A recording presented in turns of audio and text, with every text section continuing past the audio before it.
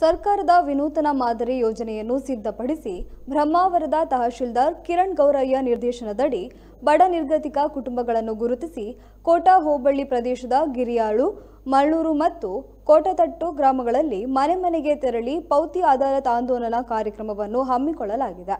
ಕೋಟ ಹಾಗೂ ಕೋಟತಟ್ಟು, ಶಿರಿಯಾರ ಸೇರಿದಂತೆ ಇನ್ನಿತರ ಗ್ರಾಮ ಪಂಚಾಯತ್ ವ್ಯಾಪ್ತಿಗೆ ತೆರಳಿ ಪೌತಿ ಅದಾಲತ್ ಕಾರ್ಯಕ್ರಮಕ್ಕೆ ಚಾಲನೆ ನೀಡಿದ್ದಾರೆ. ಈ ಸಂದರ್ಭದಲ್ಲಿ ಕೋಟನಾಡ ಕಚೇರಿಯ ಉಪತಹಶೀಲ್ದಾರ್ ವಸಂತ, ಕೋಟ ಕಂದಾಯ ಅಧಿಕಾರಿ ರಾಜು ಸೇರಿದಂತೆ ಮತ್ತಿತರರು ಉಪಸ್ಥಿತರಿದ್ದರು. ಒಂದು ವಿಷಯನೇ ಗೊತ್ತಿರಲಿಲ್ಲ. ನಿನ್ನೆ ಬಂದಾಗ ವಿ.ಎ. ಅವರು ಹೇಳಿದ್ದು, ನಮಗಿಂದ್ರೆ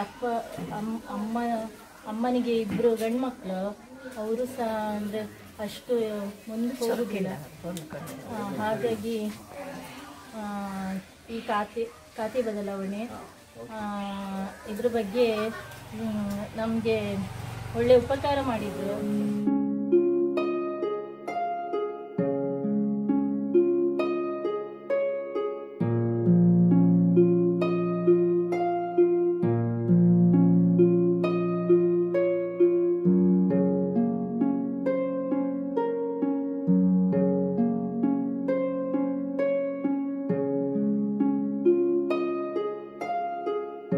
ಕೋಟತಟ್ಟು, ಗಿಳಿಯಾರು, ಮಣೂರು ಹೀಗೆ ಬಂದಿದ್ದೀವಿ.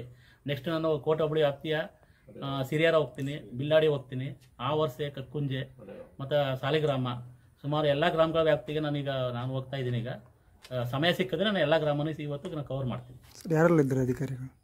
ಈಗ ನಮ್ಮ ಜೊತೆಗೆ ಕೋಟ ಗ್ರಾಮ ಲೆಕ್ಕಿಗರಾದ ಚೆಲುವರಾಜು ಮತ್ತು ನಮ್ಮ ನಾಟಕ ಜಲಪತಾಶಿದಾರರಂತಹ ವಸಂತರವರು ಮತ್ತು ನಮ್ಮ ಗ್ರಾಮ ಸಹಾಯಕರು ರಾಜುರವರು, ನಾವೀಗ ನಾನು